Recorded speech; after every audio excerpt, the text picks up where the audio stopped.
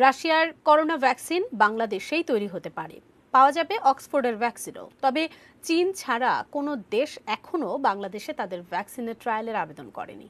দেখব আরিফ জামালের রিপোর্ট।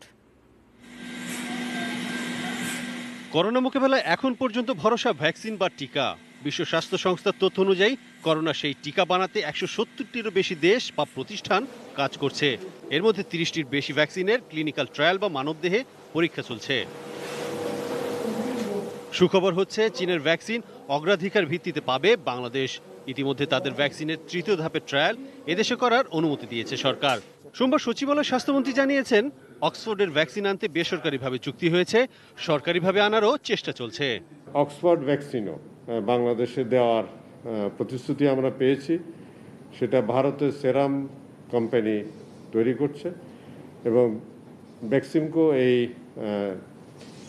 ভ্যাকসিনটি সেরামের সাথে মিলে যৌথভাবে বাংলাদেশে দেওয়ার ব্যবস্থা নেবে।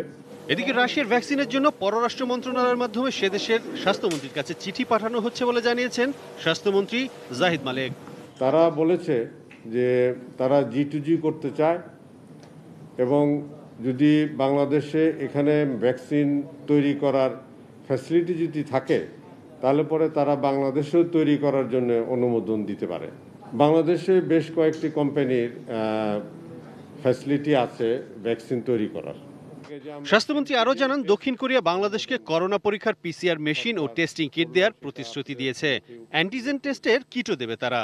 $8 লক্ষ কিটস আমাদেরকে ওনারা দিবেন। এদিকে জাতীয় প্রেস ক্লাবে এক আলোচনা সভা শেষে পররাষ্ট্রমন্ত্রী ডক্টর একে আব্দুল মোমেন বলেছেন, যারা আগে বানাবে তাদের কাছ থেকেই করোনার ভ্যাকসিন আনার চেষ্টা করা হবে। যদি ভ্যাকসিনটা বের হয় তাতে আমরা আমাদের জনগণকে কত তাড়াতাড়ি এই ভ্যাকসিনটার সেবা দিতে পারি সেই পারে আমরা সচেষ্ট।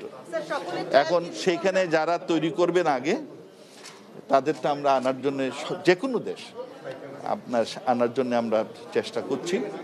Arif Jamal, ATN news, Dhaka.